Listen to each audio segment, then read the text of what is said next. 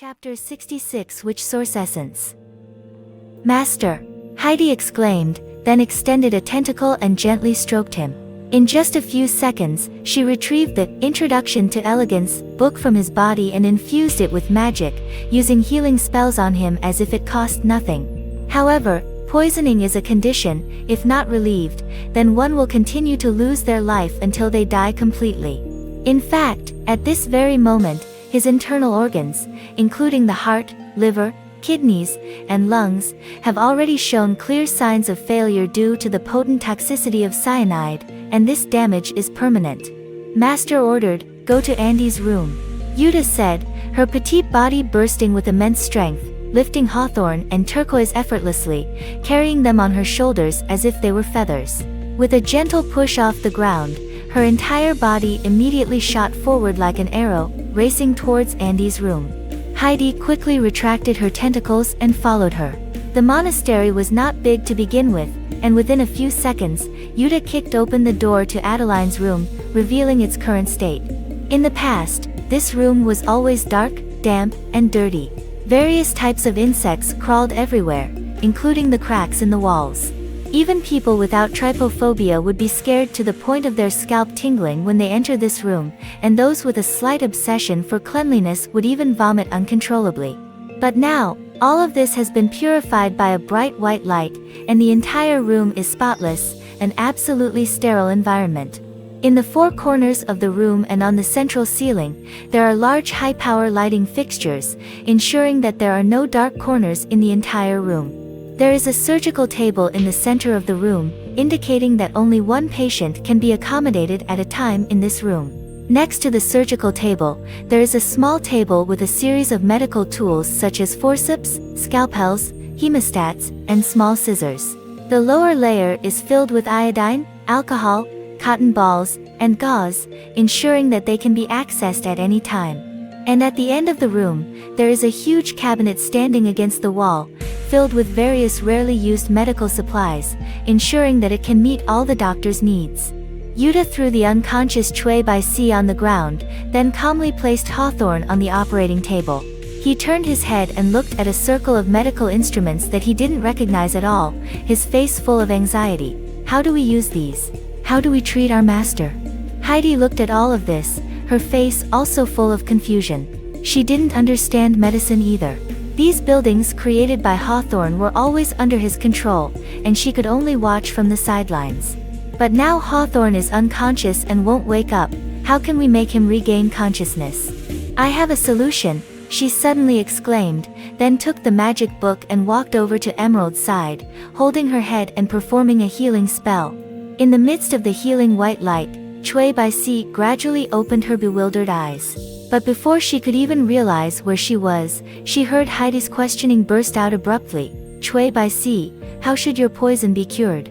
Kwabisi suddenly woke up, and she, who had already been purified, was now completely restored in body and mind. Realizing what she had done before, her face immediately paled. "Master."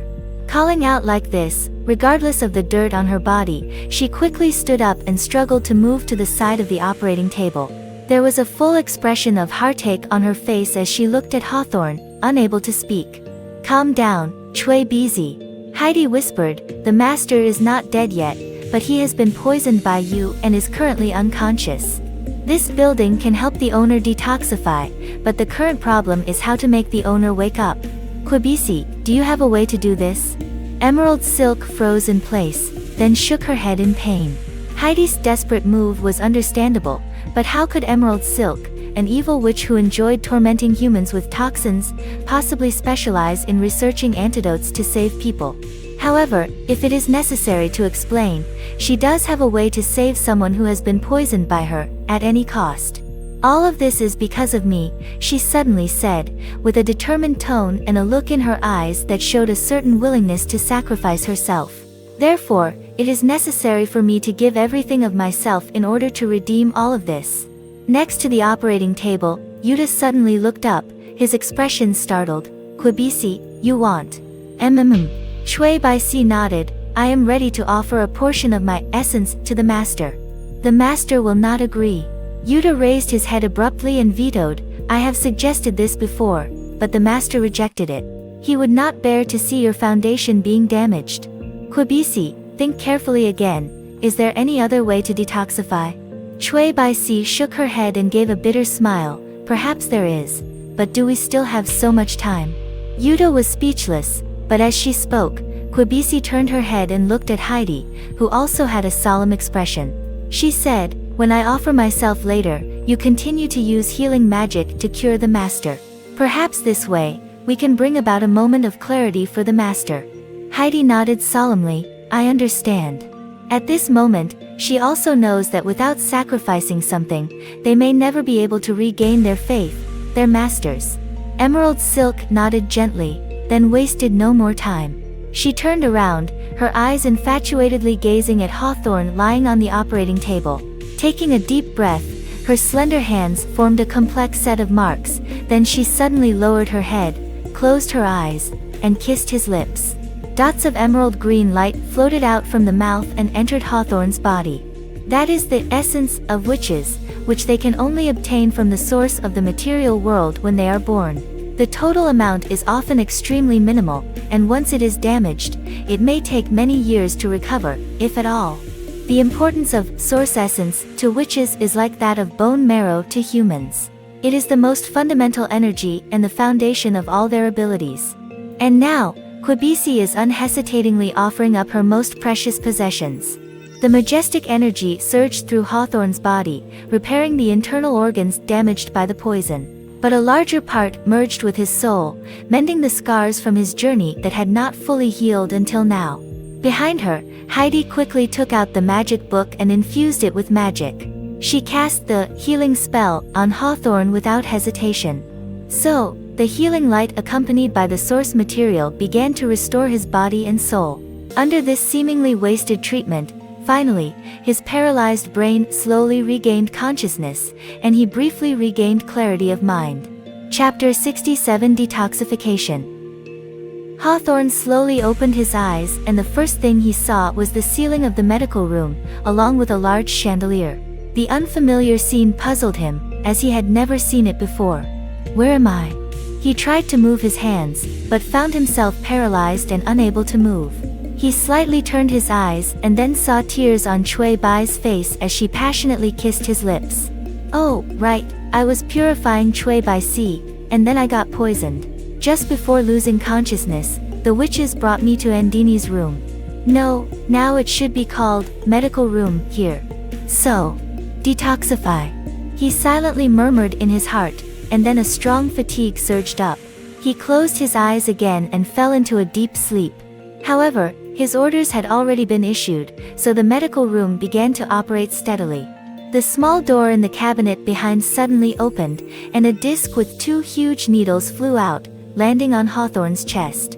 Then, one on the left and one on the right, 2 probes emerged and sprayed medical alcohol, disinfecting his arms. Yuta quickly patted Chui Bizi's shoulder and whispered, "It's enough, stop quickly." Chui Bizi was not polite either. She released her lips from kissing Hawthorne's and tried to stand firm, but found her legs weak and almost fell to the ground. Yuta quickly caught her slender and soft waist, then helped her sit down on the nearby chair, and asked with some concern, "Are you okay?" Fortunately, Chui Baisi's breath was as fragile as a thread, her face and lips pale, but as she watched the medical equipment in the room move automatically, she managed to squeeze out a smile. In the future, the master and all the sisters will still need to take care of me. Yuta nodded slowly, with a serious expression, "This is natural." Make this promise. The 2 witches no longer speak, their gaze fixed on that disc, anxiously waiting for the detoxification process. Then, they saw 2 needles piercing into the veins of Hawthorne's arms, slowly drawing out dark venous blood and transporting it into that disc. A warm and purifying white light shone from the disc, and then, seemingly unchanged, the blood slowly flowed into Hawthorne's right arm. Heidi continued to perform healing techniques until she completely drained the last trace of magic from her body. Weakly, she handed the magic book to Yuta and said, "I can no longer cast spells. It's your turn." Yuta is not polite either. She is not good at casting spells, but she is good at hand-to-hand combat. That doesn't mean she doesn't have a long blue ribbon. As long as she has a spellbook, casting some spells doesn't put any pressure on her. So Yuta took the book, just like Heidi did earlier, and exhausted all her powers to cast the healing spell on Hawthorne without asking for anything in return. And Heidi didn't sit idle either. She left the room and called Ekta and Anini to join her. Until everyone's powers were completely drained, the group of witches weakly lay beside the operating table, restless and helpless, waiting for the final outcome. Finally, after another 6 hours, waiting until the sun had set, this long and agonizing purification finally came to an end. The purification disc withdrew the needle and automatically flew back into its original cabinet. Meanwhile, Hawthorne slowly opened his bewildered eyes.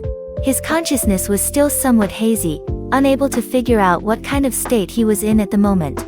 As soon as he opened his eyes, the 5 witches immediately suppressed their weakness and gathered around him, asking in unison, "Master, how are you? Are you feeling okay? Can you move your body? Do you feel dizzy? Do you want to eat something?" They asked with concern, one question after another, like a barrage, bombarding Hawthorne, making his head dizzy. He quickly raised one hand and said in a slightly hoarse voice, "Stop, everyone stop." So the 5 witches all fell silent and plunged into silence. Hawthorne took a deep breath, calming his emotions and gradually regaining clarity of mind. He carefully recalled the previous situation and finally realized what was going on. And then, he couldn't help but feel a wave of fear. Phew, I almost died.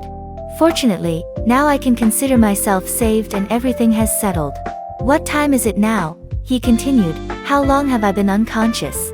Has anything else happened?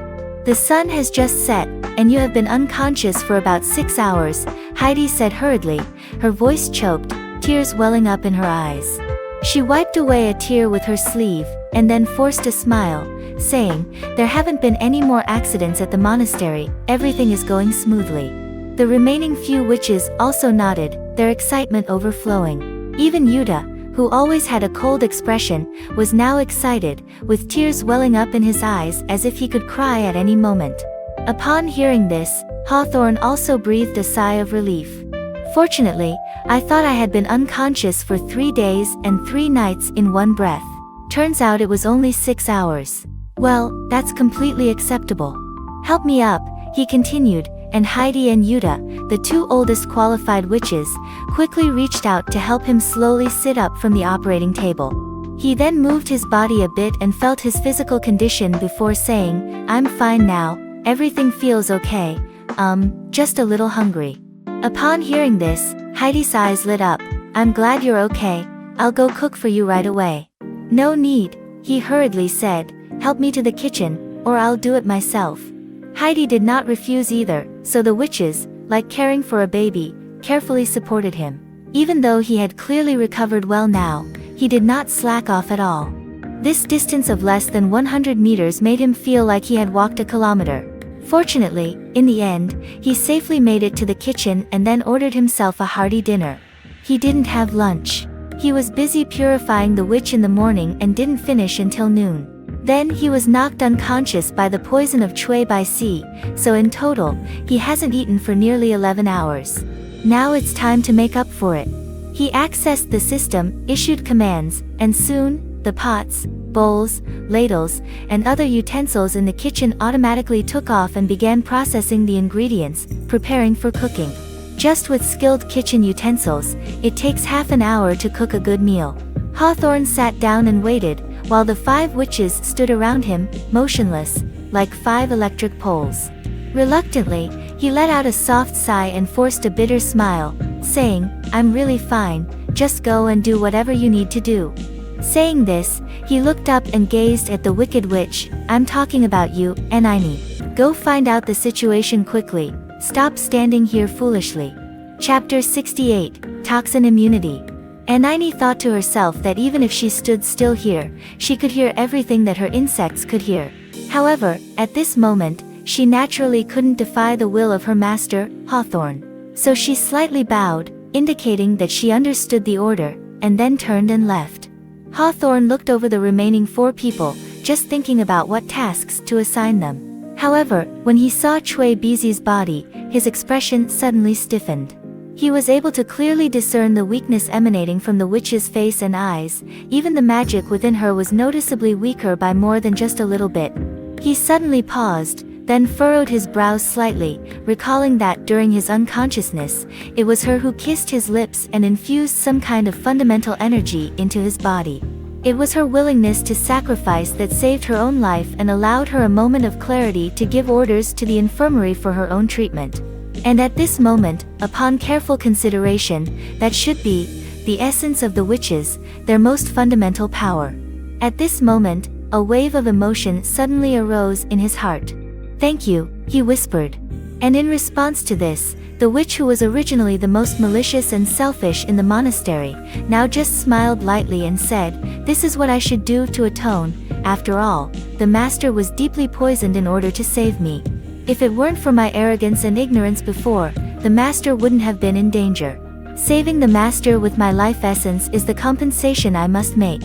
Her determination was very high, which deeply moved Hawthorne. Although he understood very well that if he wanted, Heidi, Yuta, and the other two witches would immediately and unreservedly share their essence with him. In fact, a long time ago, due to his weak constitution, Heidi and Yuta both suggested whether she should share a part of her essence with him in order to quickly enhance his strength. Of course, he decisively rejected this proposal. For someone like him, a mere mortal in the pure material world, the source is nothing more than a precious supplement. But for witches, it is the very foundation of their existence. Even the slightest disturbance to it would cause severe damage to their vitality. Without specialized treatment, it may take many years for them to recover. One's own physical condition and such can be restored by replenishing nutrition. We must never let this affect the power of the witches. The more this is the case, the more moved he is when facing Chui by sea. "You don't have to feel guilty about this, Jade," he whispered softly. "Every witch, before being purified, had the same thoughts as you." As he said this, Heidi immediately pursed her lips and chuckled, while Yuta's expression became slightly awkward. Only Ekta didn't make any strange expressions. After all, she was too weak and posed no threat to Hawthorne, so she was purified. "And I have never blamed any of you," Hawthorne said, looking up and scanning all the witches before settling his gaze back on Emerald Silk. "Any witch purified by me is equally cherished and trusted by me. They are the people I trust the most." In an instant, Chui Bai Si's eyes shimmered with tears. "Master." Hawthorne opened her arms, and immediately she pounced on him, throwing herself into his embrace, tightly holding onto his body. "Master, Chui Bai Si swears to serve you until the very last moment of her life, even if her strength is small." Hawthorne smiled, took off her nun's cap, gently stroked her pink long hair, and said, "Then I promise you too, in the near future, I will definitely find a way to repair your source essence and restore you to the peak of your strength." Although it is difficult to replenish the source of the witch's essence, as an experienced player, he actually knows one way to help them restore their power. Just for now, his strength is not enough to take it. In short, Quibisi was in his arms, smiling and being affectionate with him. Hawthorne had her sit on his lap, embracing her soft and delicate body, and then he extended a finger to activate the system and began to check his own attributes. Host, Hawthorne. Gender, male. Race, human subspecies, Qingyin tribe. Age, 15 years old. Height, 1.7 meters. Weight, 57 kilograms. Strength, 8. Agile, 9. Constitution, 9. Intelligence, 13. Perception, 12. Charm, 20. Occupation, Warlock level 3. Supernatural gift, Detoxification gift. Professional skills, Contract magic, Magic invocation, Blade pact. Remaining mana, 14/14. Highest spellcasting rank, second circle. Magic invocation, Eye of the Rune Guardian, Will of Magic. Contract weapon, none. Specialty, none. Magic tricks, Blade protection, Magic explosion, Light spell, Electric claw technique. First circle spells, create water/dry water spell, mage armor, shield spell, elemental absorption, false life, sleep spell. Second ring spell, wind creation spell. Spellbook, introduction to balance assessment, burning hand, introduction to elegance, armor of Aegiscythe, introduction to quantitative analysis, thundering waves, introduction to silver filament, great strides, introduction to frivolity, healing arts. Remaining purification points, 3679. Seeing his own physical attributes, he couldn't help but breathe a sigh of relief. Fortunately, although the poisoning this time was severe, the purification was timely enough. Although the body is weak now, the physical attributes have not been damaged. Since the last increase in attribute values, he has been recuperating for about a month. As a result, his body has further developed noticeably, with significant increases in height and weight. His physical fitness has also improved to 9 points, saving him an expenditure of 100 purification points. Seeing this number, Hawthorne was filled with joy. At this rate, in another 2 months, his physical condition should be able to improve to 10 points, reaching the average level of normal people in this world. And that supernatural gift, without a doubt, was the gift that Shui Bai Si gave him by pouring out her essence. Its effect is to make him immune to over 90% of toxin damage and the negative effects of poison status from now on. Just on this point alone, it can be said that it is very useful for Hawthorne, a human who has no resistance to toxins. However, looking at Shui Bai's current weak appearance, he couldn't help but sigh. This transaction is definitely a loss. Immunity to toxins, although it may be a bit difficult in the early stages, but as the game progresses a little, it's everywhere. Heroes have spells like Hero's Feast, equipment has antidote talismans, and there are advanced abilities for each profession. Just for this ability, sacrificing precious essence.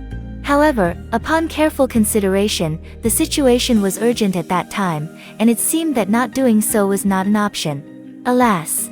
All I can say is that fate can be cruel.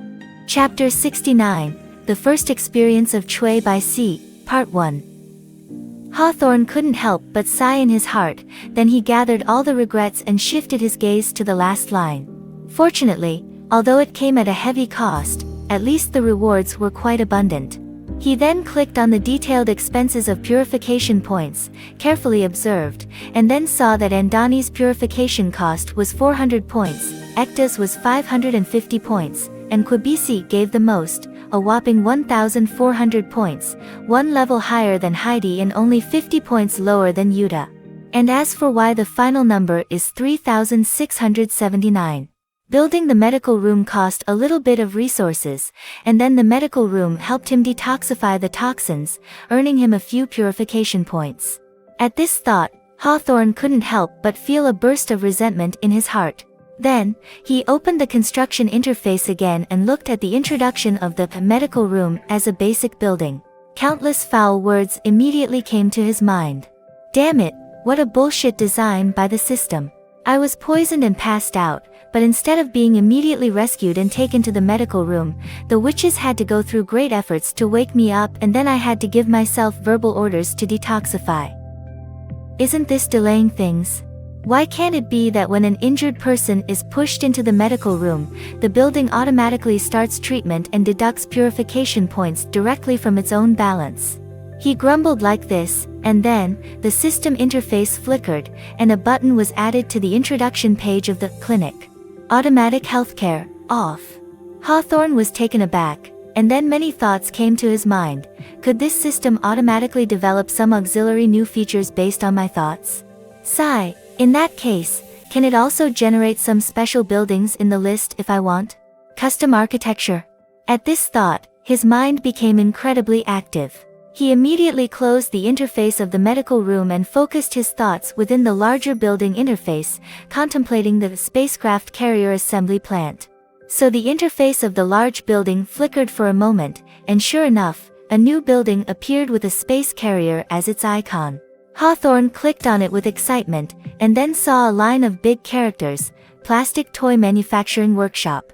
Okay, it seems that this is all that a first-level monastery can achieve. He sighed and gave up on the idea of taking shortcuts. He reopened the interface of the medical room and moved his finger to the automatic medical switch. Then a line of annotation appeared. Once activated, the medical room will provide treatment to all personnel brought into the building. This may involve the use of force and may also treat your enemies who have mistakenly entered, at the cost of a significant amount of purification points. However, Hawthorne did not hesitate and still ordered immediately. After experiencing a life and death situation, he now sees these small troubles as insignificant. What matters most is one's life. In short, after setting it up like this, Hawthorne closed the system interface and looked at the witches beside him. A rare sense of security emerged. Starting today, as long as Celine doesn't come back, the monastery can be completely under my control. Although the butterfly has not returned yet, and has not been purified, at least from now on, I don't have to hide anymore. I can freely move around the monastery without worrying about my safety. Not only that, but one can also have Chui by Sea help forge an identity, such as a priest, and freely come and go from the monastery without any restrictions from now on. This feeling, so good. He sighed and recalled the frustrating life of the past month and a half, feeling like crying for a moment. Fortunately, it's all in the past, it's all in the past. After dinner, the four witches, like taking care of a baby, supported Hawthorne, who had already fully recovered, and took him to the bathroom for a simple bath before sending him back to his dormitory to rest.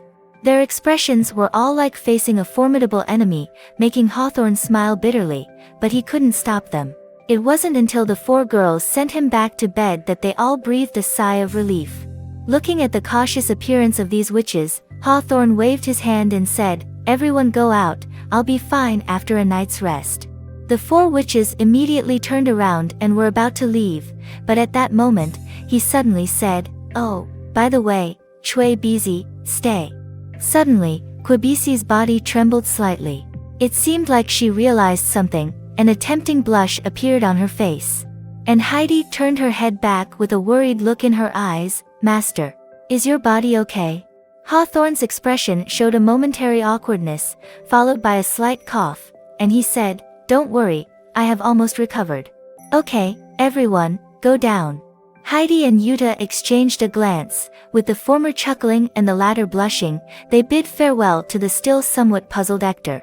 Soon, there was only one witch left in the room, Chui by Sea. So, her face became even more rosy and alluring. "Master, I haven't learned these skills, and I haven't." Obviously, compared to the slightly slower reacting Ekta, the knowledgeable Chui by Sea has already realized what is about to happen next. Although this cannot stop her shyness. "It's okay," Hawthorne whispered, "come here, I'll teach you." Emerald Silk lowered her head, with a hint of shyness, and moved hesitantly step by step, wishing she could bury her head in her chest. Although she is sharp-tongued and merciless when she is right, she is still young and has never experienced love. Therefore, at this moment, her heart is naturally filled with confusion and shyness, not knowing what to do. Looking at her like this, Hawthorne couldn't help but smile slightly. Actually, at the beginning, he was still thinking that Quibisi, this guy, spoke so maliciously. The witches in the monastery have all been ridiculed by her, and it can be said that she has offended everyone. So, her first night should be accompanied by all the witches, seeking revenge for her enemies, settling grievances, thoroughly playing with her body inside and out, releasing all the resentment she has received from her along with desire. But in the end, considering that Quibisi had lost so much source material and her strength had greatly declined, she was in a very weak state. Hawthorne gave up the idea because of his pity for her. Forget it, let's give her a perfect first experience. As for the Silver Party to retaliate against what Chui Bizi has done in the past, we can discuss it later, there's no rush. He recalled these things in his mind. In front of him, Chui by Sea took a long time to dawdle, finally reaching the edge of the bed. Then she bent down and hugged his shoulders. Hawthorne reached out his hand and brushed her eyelids, causing her to close her eyes. Then he embraced her neck, lifted his head, and kissed her thin, tender lips. Chapter 70, The First Experience of Chui by Sea, Part 2. The witch's delicate body trembled slightly, and what made her even more nervous was still to come. Hawthorne's tongue shamelessly broke through her teeth's defense line, stirring recklessly in her warm mouth. And after touching her slender tongue, which split like a venomous snake at the front, it immediately skillfully entwined itself. He has already practiced this set of movements countless times on Heidi and Yuta, and has become very skilled at it. Ooh! Emerald's throat emitted a cute low hum, and her already weak body completely softened at this moment. She was pressing against Hawthorne's body, placing all her weight on him. Fortunately, regardless of their body shape, witches are all equally light in weight. Even with Hawthorne's strength, he can easily lift them up. At this moment, he did not have the intention of picking her up. His hands moved downwards skillfully, unfastening her waistband, and then completely removing her nun's habit, revealing her tender and fair skin underneath, as well as her slender waist that could drive people crazy when it swayed. Throw away that heavy nun's habit. Hawthorne still held her back with one hand, while the other hand slid down her small waist. "Oh, master." The two parted lips, but Cui Baisi only opened her eyes for a moment before immediately closing them again. She was too shy to look at him, so she just hugged his neck and buried her head in the pillow, looking enticing as if she was ready to be picked by him. However, her waist could not help but start to twist anxiously because an unfamiliar object had entered her body. Her delicate waist twisted back and forth on Hawthorne's body like a water snake, rubbing against his body with the smoothness of a baby's skin, igniting his desire to rise rapidly. Emerald's silk appears to be about the same height as Heidi when standing, both being under 1.7 meters tall. However, that is because her posture is a bit off, always hunching forward so that her slim nun's habit can outline the curves of her perfect waist and hips. In fact, her net height is just over 1 meter, slightly taller than Hawthorne. Now she is lying on top of Hawthorne, twisting her body, ensuring that every inch of his skin is covered, bringing him immense pleasure. This twisting made him unable to bear the desire, but he was very patient, enduring his own desires, and then slowly inserted the second finger, the movement becoming more intense. Master. The panting of Cui Baisi became heavier and her pleading voice sounded like a plea for mercy. Finally, accompanied by a pleasant low hum, her twisting waist suddenly stiffened, and a hot stream gushed out. Then her whole body collapsed in his embrace like mud, her gaze unfocused, and her breath like a thread. "It's time." Hawthorne slowly withdrew his finger and put it into her mouth, forcing the tearful Cui Baisi to taste her own flavor. Then he sat up from the bed, picked up her delicate body, and made her face him directly. Cui Baisi had no choice but to embrace his neck from the front. However, when she inadvertently lowered her head and saw Hawthorne's erect giant, she immediately hurriedly closed her eyes tightly. No. Hawthorne chuckled and admired her graceful body. The top of her petite and charming chest, already erect from excitement, was rosy and tender. On her supple and slender waist, her round and alluring belly button was sensually enticing. And looking further down, you can see a small cluster of emerald green hair, shyly covering her most mysterious part. Although the place was no longer mysterious to Hawthorne, his fingers had already discovered its location, bringing her intense pleasure for the first time in her life. And now, it's time to bring her even stronger joy. He slowly lifted the buttocks and thighs covered in emerald green silk, aligned himself, and then slowly released the pressure. The delicate little face of Cui Baisi suddenly wrinkled. Even though it had already been thoroughly moisturized, it was still the first time receiving the master's favor. When that enormous object pierced through, her already graceful eyes couldn't help but close tightly, and 2 streams of clear tears flowed down from the corners of her eyes. "Master!" Her throat emitted a mournful cry, and Hawthorne quickly embraced her head, bringing her close to his chest, comforting her. "It's okay, it doesn't hurt, you'll be fine soon." Saying this, a deep sigh unconsciously escaped from the bottom of his heart. Sure, here is the translation. Indeed, for someone like Emerald, who has a tall and slender figure, and is also a novice witch, it is too difficult to fully accept it right from the start. But, the taste of a witch is really good.